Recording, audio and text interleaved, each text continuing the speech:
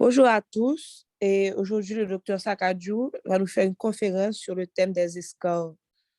You can get started. Okay, good morning, everybody, and it's really nice to be here back with you speaking about pressure ulcers. Bonjour, je suis heureuse de vous voir aujourd'hui. Je vais vous parler des escarres. As Doris mentioned, that she remembers that I've been giving this talk before, and it's not by chance and it's not a mistake. It's actually, we found it a very important topic to discuss because of the great prevalence and the ease to prevent this issue, this problem. Bon, alors, comme Doris l'a mentionné un peu plus tôt, elle a mentionné que j'en avais déjà parlé de ce sujet-là il y a un certain temps, mais ce n'est pas par hasard que j'en reparle aujourd'hui. La raison, c'est parce que la prévalence de ces blessures-là est très grande et c'est très facile de les éviter.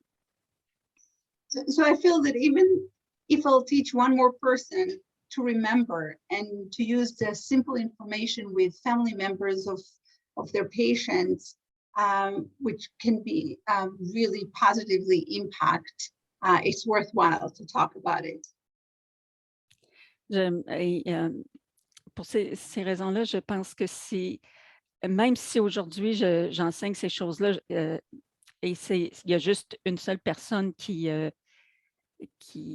apprend quelque chose de nouveau, ça vaut la peine parce qu'on peut à ce moment-là en parler aux membres de la famille du patient et répandre les connaissances et contribuer à éviter l'apparition de ces blessures-là sur un plus grand nombre de personnes. And of course, I always look up all the latest updates, so we stay updated and current. Et bien sûr, il y a toujours des nouveautés, des mises à jour. Alors, ça nous permet de rester à jour sur le sujet. Voilà. So what we're going to do today, the goals and objectives, that you'll be able to prevent, identify, and treat pressure sores. Alors, les objectifs pour aujourd'hui, c'est d'être capable de prévenir, d'identifier et de traiter les escarres. So just to give a global definition, pressure ulcers are localized injuries to the skin and to underlying tissues, primarily caused by prolonged pressure and the associated tissue hypoxia or shear on the skin, so the skin tissue dies. Bon. Alors, la définition d'une escarre, c'est que ce sont des plaies de pression qui sont des endroits très, très localisés, des blessures en fait à la peau. Et ça peut être soit sur la peau ou bien aussi les tissus qui sont sous la peau, sous-cutanés. Et la plupart du temps, c'est causé par une pression prolongée à cet endroit-là et ça va causer l'hypoxie des tissus. Et à ce moment-là, la peau meurt. They're also called decubitus ulcers and bed sores. In English, I don't know if you have translation in French, but these are the different names that you may hear. Okay, I'm not sure. Oh, so you said Okay, there's a decubitus and bed sores. You know, oh sores yes, des plaies de lit. Bon, alors, il y a les escarres qu'on appelle des plaies de lit et les autres qui sont qu'on appelle décubitus. So usually the nerves send a message of pain or feeling discomfort to the brain, which results in change in position. Bon, alors habituellement, le cerveau va envoyer un message on va ressentir un inconfort et ça donne un message qui dit de changer de position. However, when there is a neurological damage to the spinal cord or inability to move, these messages from the brain cannot be realized by the body. And then the person does not move. Alors, cependant, pour une raison ou une autre, le patient n'est pas capable de bouger, de changer de position. Et à ce moment-là, le processus de formation des escarres va commencer. And you may be surprised to hear, or at least some of you may be surprised to hear, that it will take only 4 to 6 hours lying in the same position with inability to move when pressure sores may start to form. So 4 to 6 hours. Et vous seriez peut-être étonné de l'apprendre, mais ça prend seulement entre 4 et 6 heures de pression sur un point particulier pour que le processus de formation de la fameuse, de l'escarre, de la plaie de lit s'enclenche. So we spoke about pressure. What are some other aggravating factors? Alors, il y a aussi d'autres, il y a aussi des facteurs aggravants.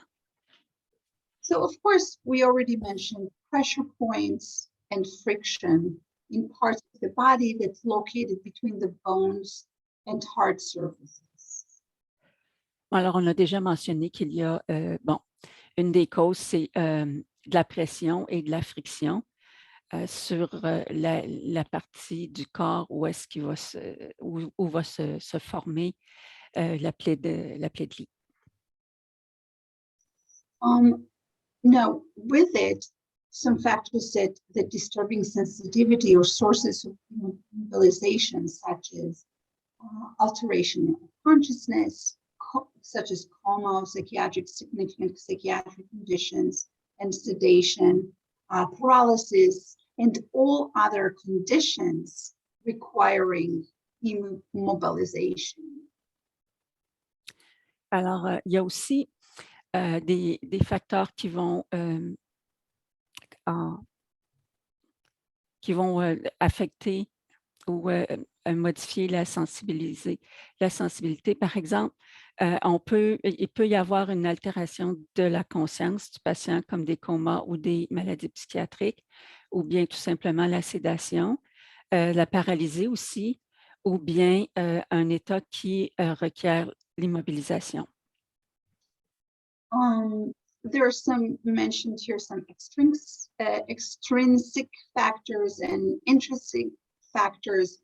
I'm not going to talk about it, but all I want to say that when we talk about pressure sores, we talk about a situation where blood, hence oxygen, did not supply this area of the skin. And the result is ischemia. Bon, alors il y a des choses comme par exemple des facteurs extérieurs comme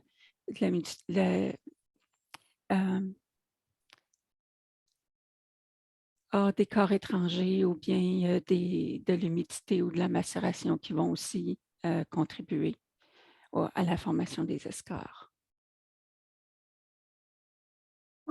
So this slide is a depiction of the anatomical locations of the most at risk of being the site pressure ulcers, just because of the bony structure, just based on the bones structure alone. Ben alors, ici, on voit une illustration des endroits où les escarres sont plus généralement localisés, tout simplement parce que à cause de la structure des os, les endroits où les os sont plus proches de la surface de la peau. So let's try to define the different stages, and I'm going to describe to you maybe 4+1 stages in the next few minutes. Bon, alors, au cours des prochaines minutes, je vais vous parler de 4 cas de stage 1. So this is a depiction of stage 1 when the skin is not broken, but it is red or discolored. The redness or change in color does not fade within 30 minutes after pressure is removed. So sometimes we'll see, sometimes people, okay, I'll let you translate and then now. Bon, alors, ici, il y a une illustration d'un escarre de stage 1. La peau est intacte, elle n'est pas ouverte, mais il y a une rougeur ou une décoloration et si on change la personne de position, la rougeur va demeurer. So I just wanted to say that sometimes we'll see it for a while and we'll see some redness or discoloration of area in our skin, but then when we release or move it, it will disappear. So this, of course, is not going to fall under pressure also. It's just going to be redness because of Okay. Alors, quand il y a une rougeur ou une décoloration, mais que lorsqu'on change le patient de position, la rougeur ou la décoloration disparaissent, à ce moment-là, on n'a pas encore d'escarre. Okay, so really important to point out that at this stage, skin breakdown can still be avoided if pressure is relieved. Bon, alors ce qui est très, très important de souligner et de se souvenir, c'est qu'à ce stage-là, on peut encore éviter que la peau se détériore et qu'elle en arrive au point où la peau est morte finalement. Here is an example of photograph of a skin of a woman that we can identify as a stage 1 in the area of her hip. Alors ici, on voit un exemple d'un escarre de stage 1. On voit qu'il y a de la rougeur. Again, don't forget that I said that it can happen within as short as 4 hours. So if we keep a patient for 4 hours one side and they have no ability to move, we can notice a stage 1 also. OK. Alors, souvenons-nous que si ça peut se produire dans l'espace de 4 heures sur un patient ou une patiente qui n'est pas en mesure de bouger. Stage 2, the epidermis is broken. You can see that here it's the epidermis, and then it goes through the dermis, creating a shallow open sore, and we may or may not see drainage from the sore. Alors ici, au stage 2, on voit que l'épiderme est brisé et on voit que ça creuse jusque dans le derme et à ce moment-là, on aura une plaie ouverte qui peut drainer ou pas. And this is an example of a photograph, and you can see almost like a bulle that started with the de-epithelialization of the skin. And this is definitely a stage 2 pressure. Bon, alors ici, c'est l'illustration d'une plaie de lit de stage 2. On voit qu'il y a un endroit où on voit un peu comme ça ressemble un peu comme à une espèce d'ampoule aplatie. Et on voit un peu plus loin qu'il y a un peu de drainage. On voit clairement que l'épiderme est brisé.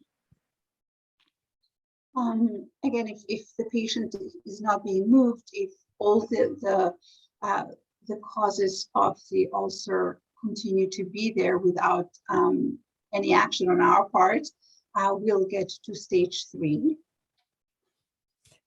Alors, au stage 3, la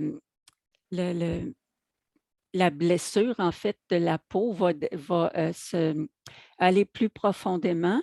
Elle va dépasser le derme et elle se rend jusqu'au gras sous-cutané. La blessure est plus profonde que dans le stage 2, le stage précédent.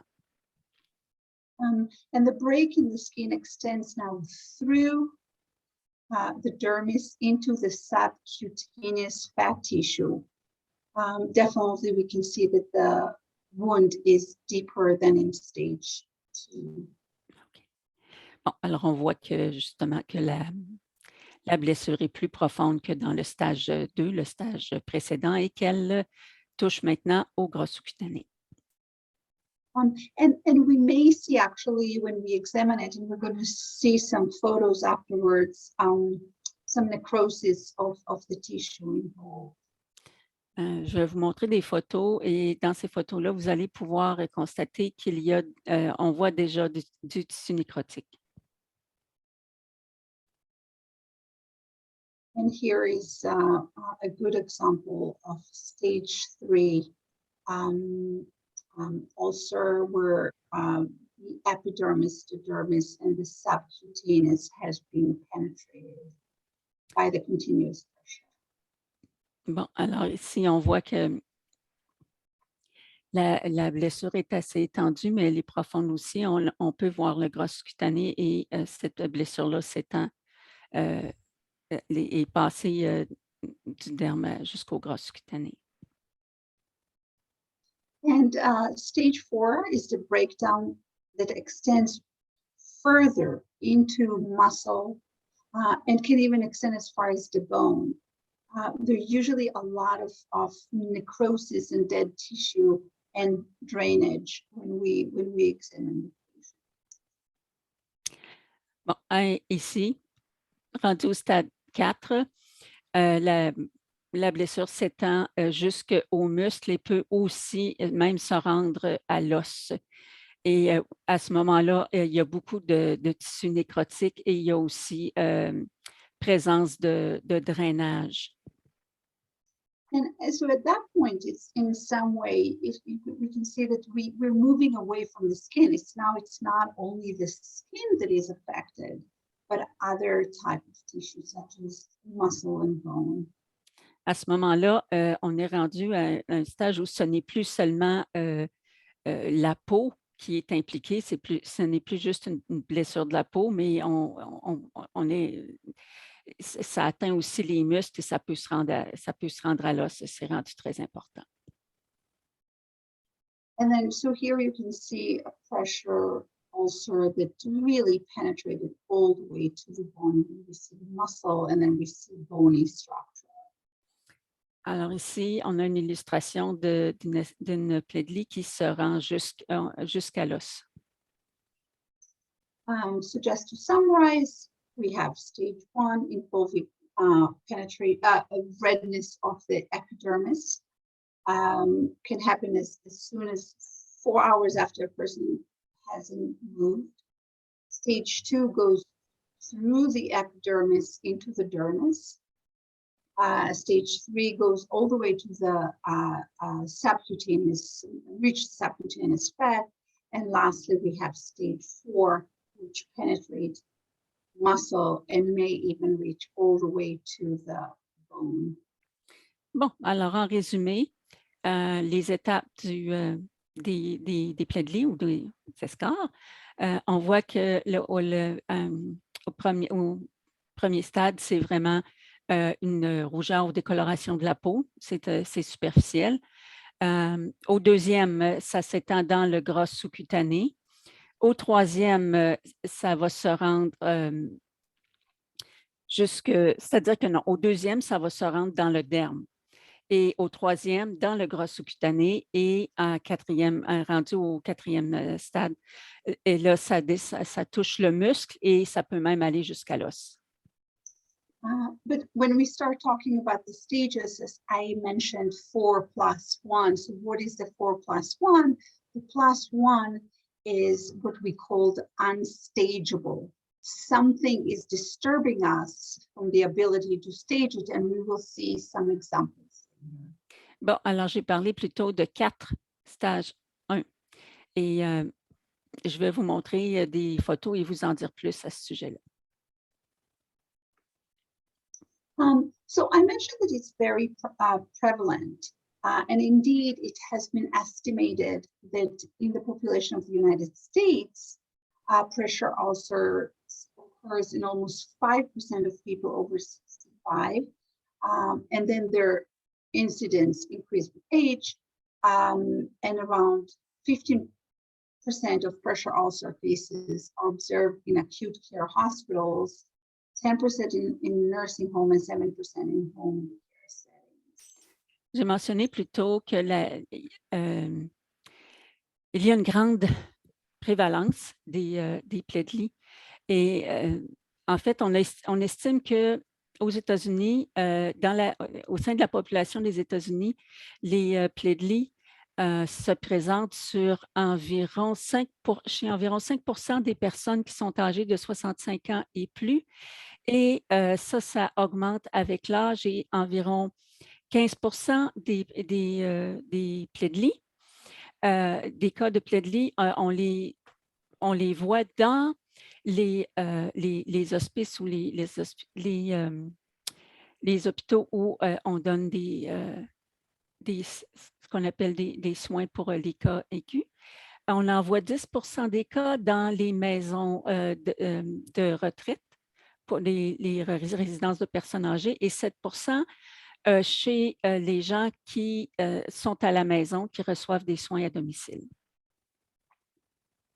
But I also want to point out that it depends on the country, the use of different places for our sick patients. You know, if we live in a place where more illness is being treated at home, of course, we're going to see higher percentages of the pressure ulcers in the home. Cependant, il faut préciser que ça peut varier par pays. Il y a des endroits où le nombre de cas ou le pourcentage est plus élevé chez les patients que l'on soigne à la maison. And although we usually think about pressure ulcers in adult population, it is really crucially to mention that the prevalence of pressure ulcers in pediatric patients. So first of all, we see a lot of pressure ulcers among children, and their prevalence, if you look at the literature, the prevalence ranges between 2 to 8, close to 20%. Again, depends on the place, depends on the type of care. Bon, alors, on pense souvent que on associe les plaies de lit avec les adultes et des personnes plus âgées, mais le fait est qu'on en voit aussi chez les patients pédiatriques. Et à ce moment-là, le pourcentage de cas varie de 1,72% jusqu'à 18,6%.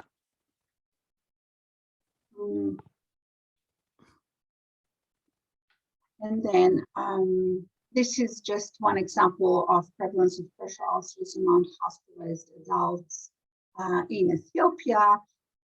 Wanted to bring it as an example of low income or middle to low income country as an example. Would you repeat that, please? This is an example of a prevalence study from Ethiopia. And the reason I chose to bring it is because this is an example of prevalence in pressure sores in a low to middle income country. In other words, it's not the United States or Europe or Canada, but rather. Bon, alors, ici, j'ai un tableau qui illustre la prévalence des plaies de lit chez les patients hospitalisés en Éthiopie. Alors, on s'entend qu'il ne s'agit pas c'est pour donner l'exemple des cas dans un pays où les revenus ne sont pas très élevés. C'est pas, disons qu'on n'est pas en Europe ou au Canada ou aux États-Unis. Alors, ça vous donne une idée de la prévalence dans ces pays-là. So what we can see is that the prevalence is more or less the same. You know, it's not more or less. And we'll see later on, based on prevention and treatment, that we can take care of patients anywhere in the world. Et la raison pour laquelle je vous montre ça, c'est que ça nous montre que même dans un pays nettement moins riche, on voit que la prévalence n'est pas plus ou moins élevée. Et ce que je veux souligner avec ça, je veux vous montrer que on peut traiter et on peut prévenir les escarres dans n'importe quel pays. Ça n'a pas nécessairement, ça n'est pas relié à la capacité d'avoir des équipements médicaux ou plus sophistiqués. Ça n'a pas rapport avec le revenu ou les ressources ou la richesse du pays. Still talking about incidence and prevalence and how quickly people develop it. I've shown this slide in the past. This is a study which was published right after the 2010 earthquake in Haiti, and they looked at patients from the triage area. Bon, alors ici, je vous montre une illustration. C'était en Haïti après le tremblement de terre en 2012 et ce que je vous montre là, c'est la zone de triage. So this is a description of the patients, but what we want and what type of injuries that they have suffered. Alors ici, je vous montre un tableau c'est une liste des cas, des blessures des patients qui se trouvaient là. You can see that there are 150 different major diagnoses. What I want to show you that every single one of these patients had a pressure ulcers at day 4. Bon, alors, vous pouvez voir que les blessures étaient quand même assez... On avait une grande variété de blessures, mais ils avaient tous une chose en commun, c'est que chacun de ces patients-là avait un escar au jour 4. And here I wanted to bring you another example, a more current example of a patient that was placed on a prone positioning as an adjuvant therapy used to treat his COVID-19. Bon. Ici, c'est un autre exemple. C'est un patient qui était atteint de la COVID et qu'on avait positionné sur le ventre. So although prior to that, not very common, what we see here is prolonged pressure to the skin of the face at the level of the bony structures. Et ce qu'on voit ici, c'est on voit qu'il a subi une pression prolongée sur son visage et on voit que ses escarres sont rendus jusqu'à l'os. All right, so now we know to identify it. We know the kind of the pathophysiology. Next, we need to assess and prevent. Bon, alors maintenant, on voit qu'on doit évaluer le risque et on doit faire la prévention.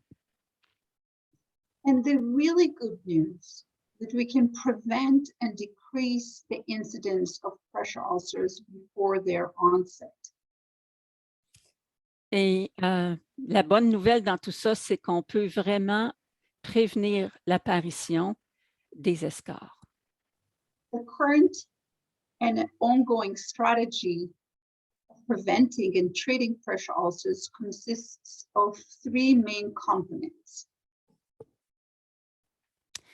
Bon, alors il y a trois choses importantes pour prévenir l'apparition des escarres. The assessment of the risk to develop pressure ulcer, Bon, alors évaluer le risque qu'a le patient de développer une escarre, the implementation of an adequate prevention system in patients at high risk, et ensuite mettre sur pied, mettre en route la prévention du développement des escarres chez les patients qui sont à risque élevé de les développer. and lastly is really to promptly treat when patient develop an ulcer.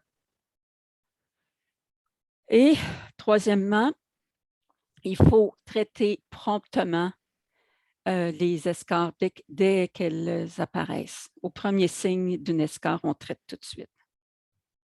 So the first point that I mentioned is risk assessment. And this is a very busy slide, so I don't want you to really go into trying to read it, but it's called the Braden scale for predicting pressure sore risk. Bon, alors ici, je ne vous demande pas d'essayer de lire tout le tableau. Ça s'appelle l'échelle de Braden pour prédire le risque qu'a un patient de développer une escarre.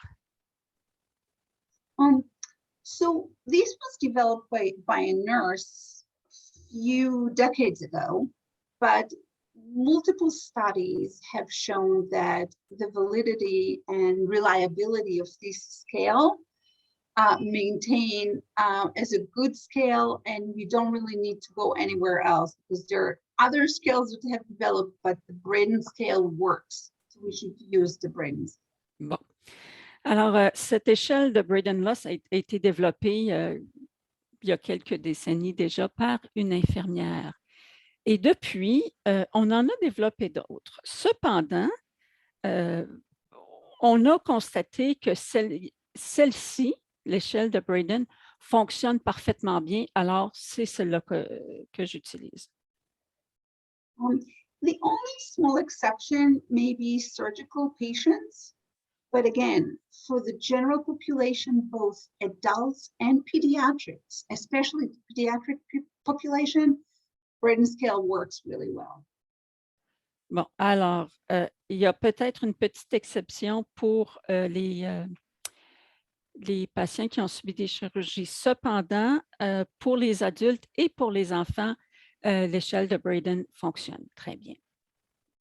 So essentially, there are items on the left here, and then they tell us what the characteristic of our patients, and we calculate the number that we get. We just sum it up and we get a score.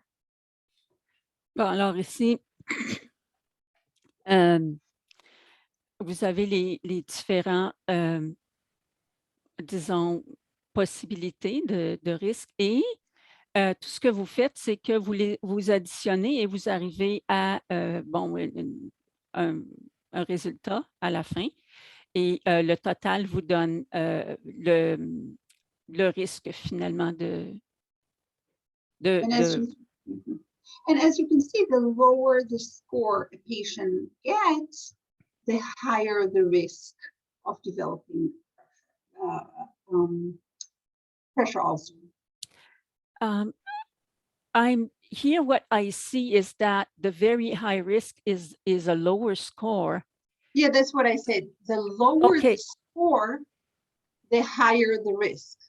All right. I apologize. I thought I had heard the opposite, and that's why I asked the question. No worries, Doris. OK.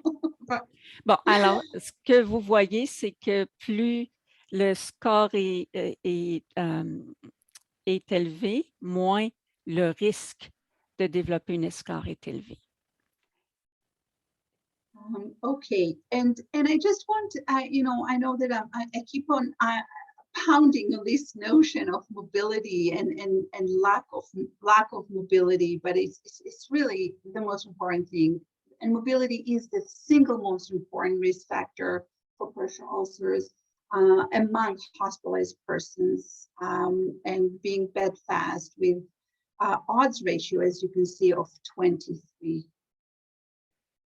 Bon, alors, on voit que le facteur de risque le plus important pour la formation des plaies de lit chez les patients hospitalisés, c'est d'être au lit et de ne pas bouger. Et à ce moment-là, les chances augmentent, sont très élevées. So we talked a lot about mobility. What about nutrition? So these are two studies. Yes, that I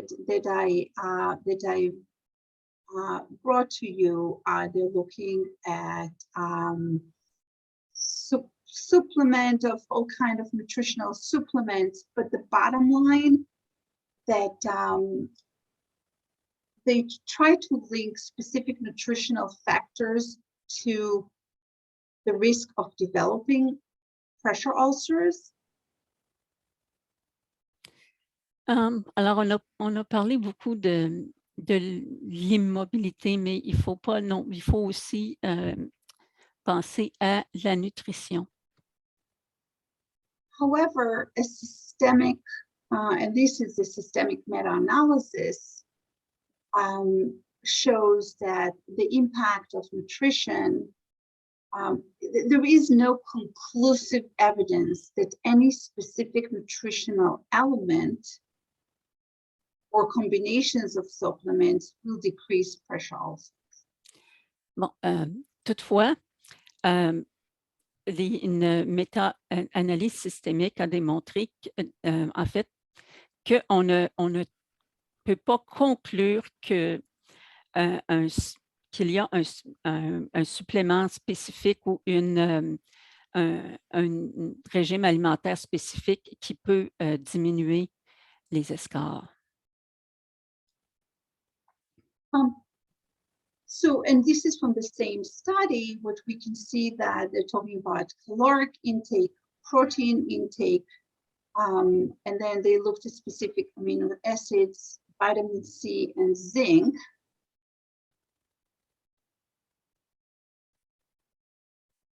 Alors ici, on voit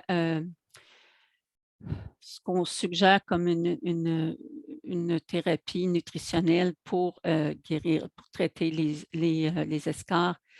Et bon, on parle ici de vitamine C, de zinc, d'acides aminés, de protéines, d'apport calorique. Et on voit que pour la vitamine C et le zinc, on n'a pas constaté qu'il y avait un avantage. So, and from that, essentially what we can conclude, the most important part of nutrition is to give calories and protein. And this is the only thing that have shown benefits.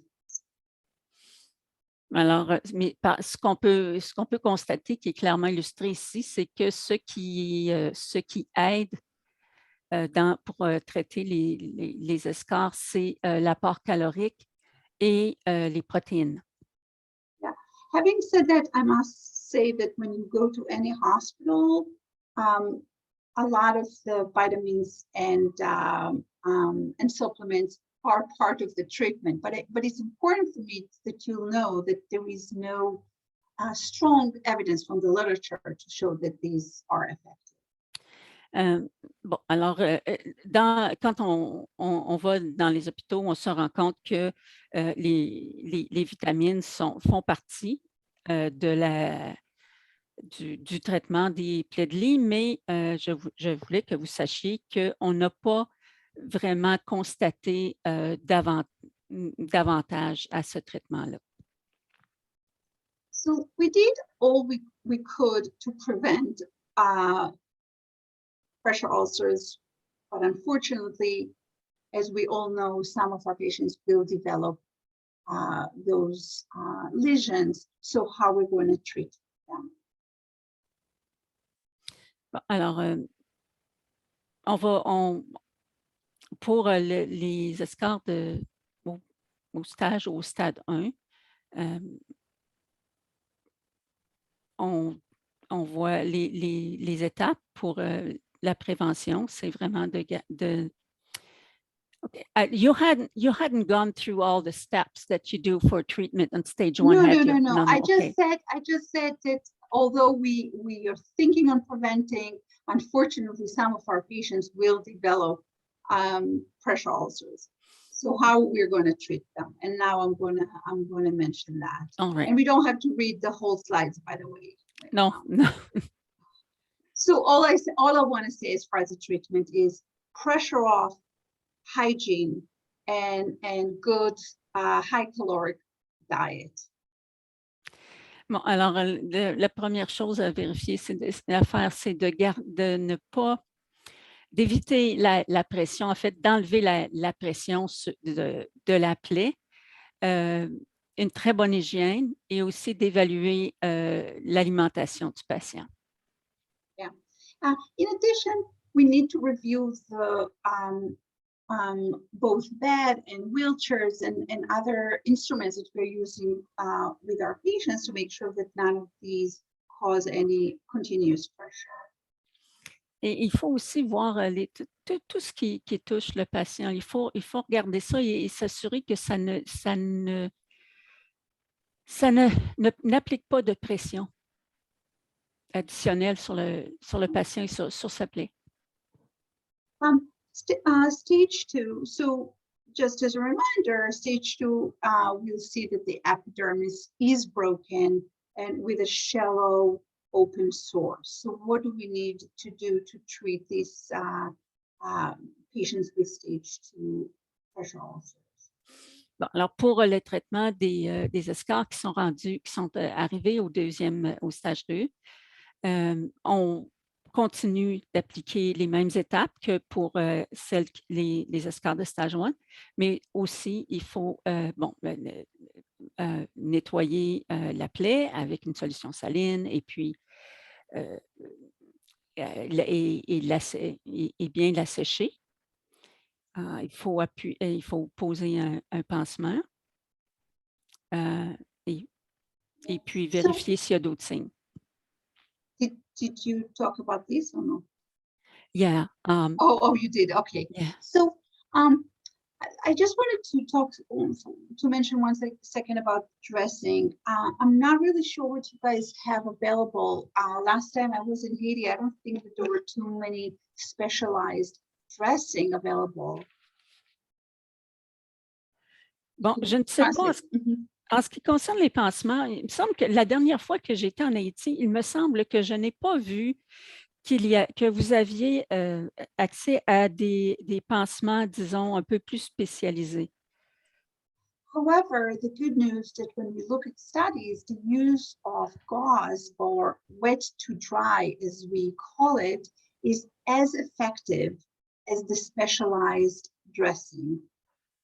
Bon, mais il y a quand même une bonne nouvelle dans tout ça, c'est que là, lorsqu'on utilise une gaz qu'on humidifie un peu avec une solution saline, ça fonctionne aussi bien que les pansements en mousse ou les pansements hydrocolloïdes.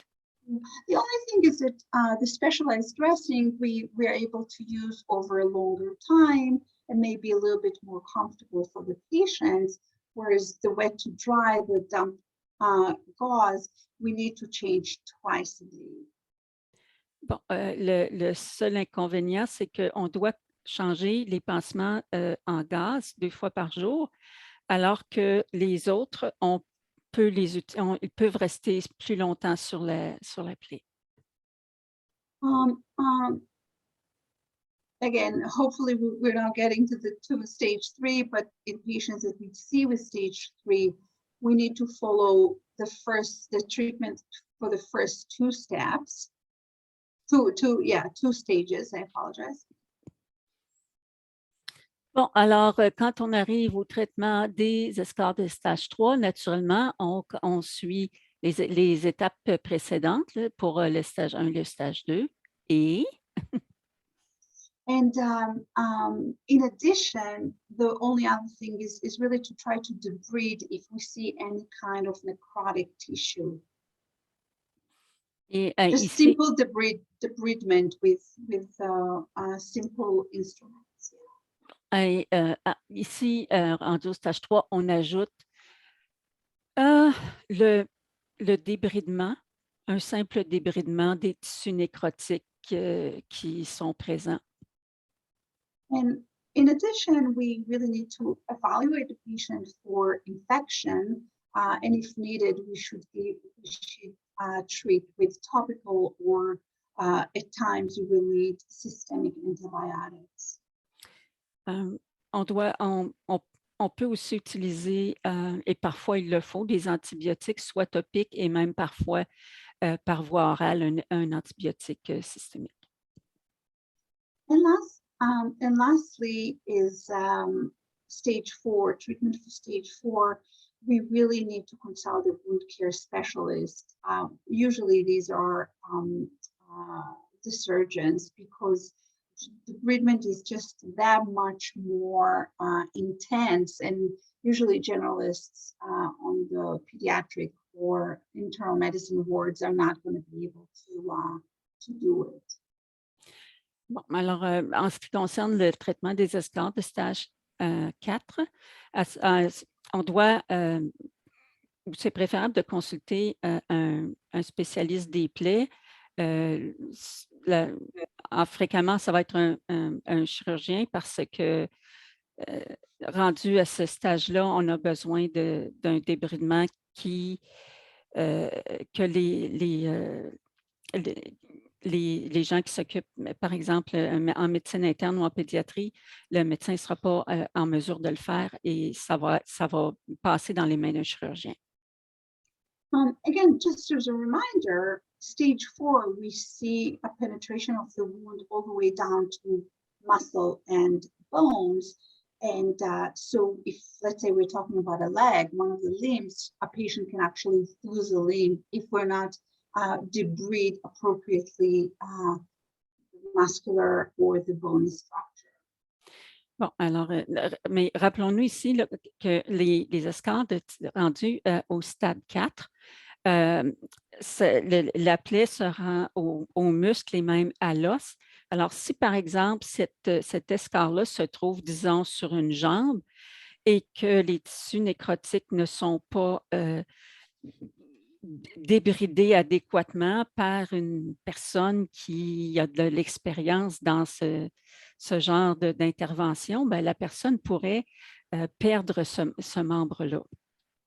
Yeah, and it's a good idea. I'm talking now to some of the supervisors in the different medical centers. It's a good idea to identify one of the surgeons as somebody who's going to be the specialist of the wound care teams. Bon, alors ici, moi j'ai, en tout cas, en parlant avec c'est une bonne idée de parler aux superviseurs dans les hôpitaux pour être capable d'identifier le spécialiste qui est en mesure de faire ce genre de travail de débridement. And this one I already spoke to you about the type of wound. I forgot that I had these slides, but essentially I'm not going to go through all the stuff that is on the slide, but just the bottom line is that the evidence is insufficient to show whether any of the specialized dressing or topical treatment increase the likelihood of pressure ulcer healing more than others. So yeah, none of the intervention appear to heal wounds better. So whatever we do, we need to do it right, and whatever available instrument and dressing it should do. Alors, j'aimerais encore une fois souligner l'importance de faire les interventions qu'on a à faire et de les faire correctement, parce que c'est ça qui va permettre la guérison. Ce n'est pas le matériel auquel on a accès. Je vous rappelle encore une fois qu'on n'a pas trouvé vraiment de preuves qui démontrent qu'un certain type de pansement est plus efficace qu'un autre. Ce qui est important, c'est de faire l'intervention qui convient au stade de l'escar que l'on traite, de l'identifier puis de le faire correctement et au bon moment. Now, in the last couple minutes, just wanted to discuss quickly the complications, and the most important one is infections. Bon, je voudrais maintenant passer aux complications et celui qui est le plus commun, c'est l'infection. And of course, the infection can be localized, but in some cases we can see more systemic infection. Bon, alors, l'infection peut être localisée, mais elle peut aussi être systémique. And I'm sure this is pretty basic. Infection of pressure ulcers often presents as local signs of soft tissue involvement, such as warmth, erythema, local tenderness, purulent discharge, but also cellulitis and osteomyelitis, which is a little bit less, it's not as easy to identify. Alors, les aspects cliniques des complications des escars, bon, alors on va voir une infection qui va souvent se présenter avec des signes locaux. On voit qui vont même impliquer qui vont toucher les tissus mous. Et ça peut, on va voir de la chaleur, de l'érythème. L'endroit est sensible. On peut voir aussi une discharge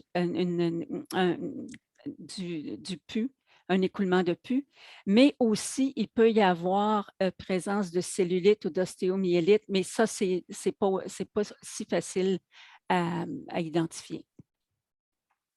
And the management, of course, is to obliterate, to remove dead tissue and spaces, and to protect the wound from further infection, and antibiotics, antimicrobial therapy. Bon. Alors, en ce qui concerne la prise en charge des escars infectés, il faut drainer, débrider, enlever les tissus nécrotiques, protéger la plaie et aussi utiliser des antibiotiques.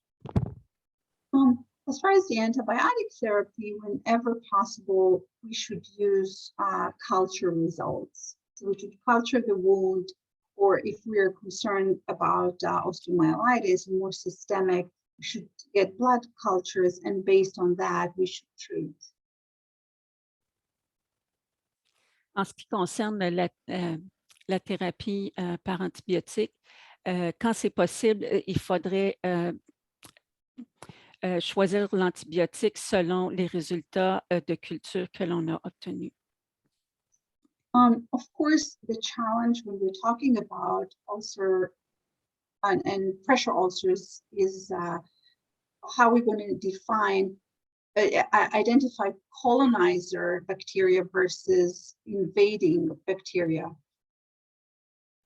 Alors, ici, comment on va identifier les bactéries qui colonisent de celles qui envahissent? And because if you think about it, it's right surrounding by the skin. So whatever colonized the skin, we'll find in the wound. So we want to have some form of culture taking, maybe to be able to treat it more specifically.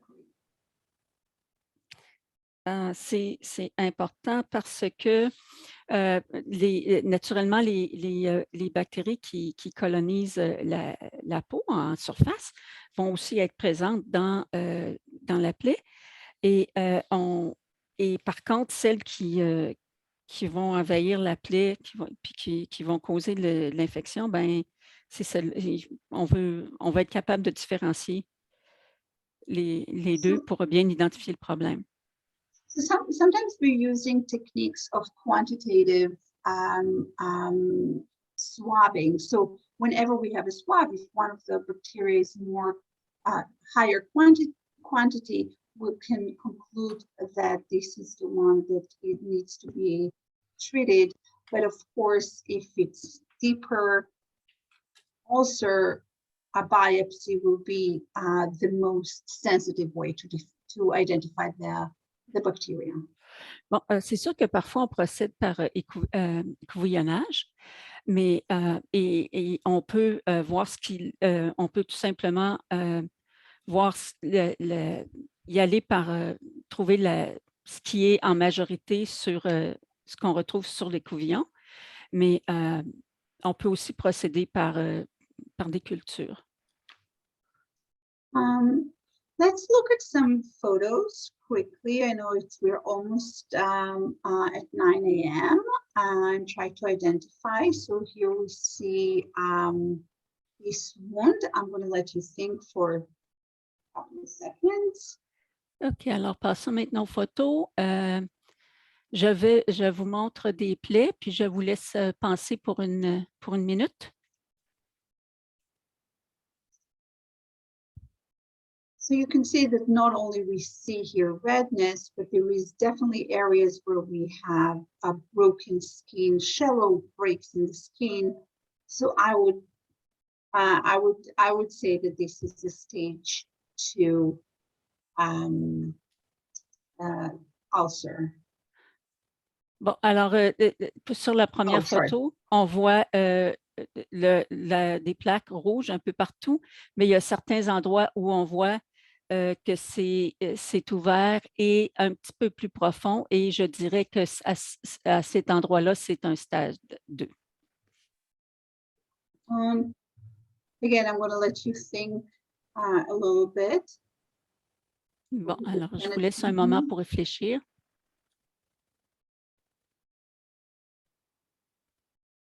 Again, we see a broken skin, so it's definitely not stage 1, and we see some fatty tissue, so it's most likely a stage 3 because there is a penetration down to the subcutaneous tissue with the epidermis.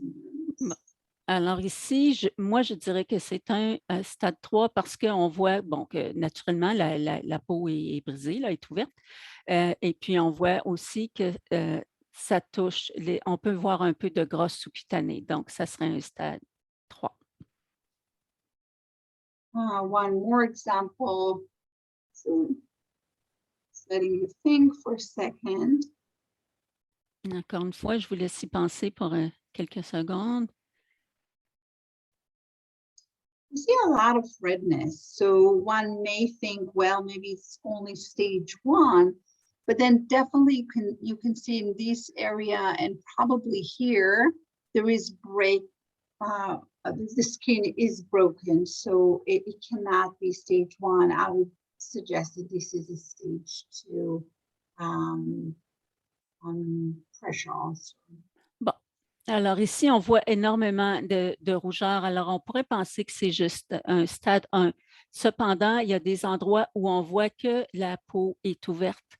Alors, je dirais plutôt que c'est un stade 2. Here, I again think about it. Redness, but nowhere we can see that there is a break in the skin. One thing I can tell you that this has been gone for more than 30 minutes, so it's definitely a redness that it's staying there. So I would suggest that this is stage 1. Bon, ici, on voit la rougeur. Ce que je peux vous dire, c'est que ça fait plus que 30 minutes que la personne a changé de position. On voit la rougeur et on ne voit pas d'endroit où la peau est ouverte. Alors, ce serait un stade 1. Look again on this area. Alors, regardez ici, regardez cette zone. So on the one hand, you may tell me, well, we don't see any breakage on this of the skin. Et là, But vous pouvez dire, Mhm. ben là, vous pouvez dire, oui, mais là, on ne voit pas que la peau est ouverte, là. On ne voit pas de plaie ouverte. This is definitely beyond the redness that we would see in stage 1, and actually we need to explore to know what's going on there and how deep this lesion is. And I would call it the stage, the extra stages I promised you. This is an unstageable pressure sore. This is, we need to further explore and get, usually I'll ask our surgeon colleagues to come and help us. Bon, je vous avais, vous laissez, ici, il faut explorer pour aller voir à quel point c'est rendu. Et ça, c'est en fait hors norme et il faut demander au chirurgien de regarder ça. Next, again, I'll let you think for yourself. Definitely see breakage in the skin, the epidermis, dermis, and then subcutaneous.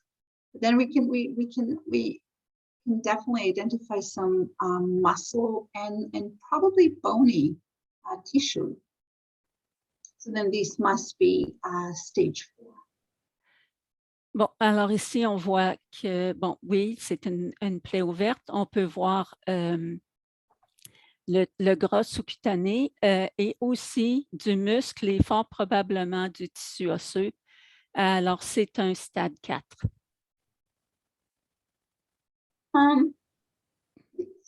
This lesion too looks, well, we do see the bone, but so one may say, okay, it's stage 4. Ici, on peut définitivement voir l'os au milieu. Alors, c'est un stade 4. However, I really don't know what's going on underneath there. There's like, it looks like a tunneling, so we need to explore it further. And so although it's the highest stage is stage 4, we can also say that it may be unstageable, or at least we don't know if there is an infection involved, because we need to explore this area. Bon. Alors ici, oui, on peut dire que c'est définitivement un stade 4. Cependant, à droite, il y a une région un peu ombragée sur la photo et on dirait qu'il y a une espèce de tunnel qui se forme. Et ça se dirige vers le hors norme. Et puis, il faut le faire vérifier par un spécialiste des plaies.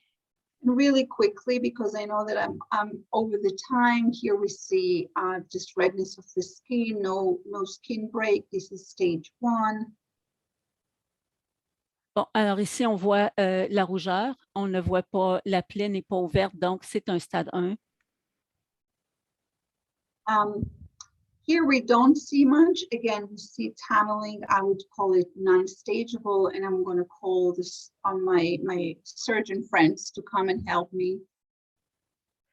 Alors ici, bon, oui, la peau est ouverte et on voit que en haut vers la gauche, il y a comme un tunnel qui veut se former. Alors, ça c'est rendu dans le hors norme et je dois appeler le chirurgien pour évaluer. And this is the last photo. The reason I brought it up, it could be either stage 3 or 4, but the reason I brought it up is because the pressure was the impact of equipment of, I think it was a chest tube. So really important to keep these in mind as well when we think about pressure. It's not only when we lay down, but other external tools can cause. Bon, alors ici, c'est ma dernière photo. On peut voir que c'est un stade 3 et la raison pour laquelle je vous le montre, c'est que ça a été causé par la pression d'équipement médical et je crois que c'était un tube qui avait été inséré dans la poitrine du patient qui a causé une pression et qui donne ce résultat-là. Alors, il faut bien observer quand on a quand on traite quelque chose avec un instrument qui peut causer de la pression, il faut surveiller pour ne pas que ça arrive. That's it. You have here the bibliography that I used, and that's it. We're done. And if you have a couple of questions, I'll be happy to answer. I know that it's late, so if you don't have the time, we can you can send the questions through Aisha, and I'll be able to answer. Bon. Alors, je sais que nous avons dépassé le temps que nous avions.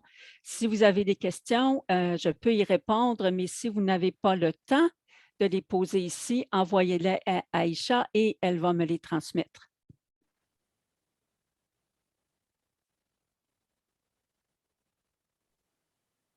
Il n'y a pas de questions? Rapidement. Thank you so much.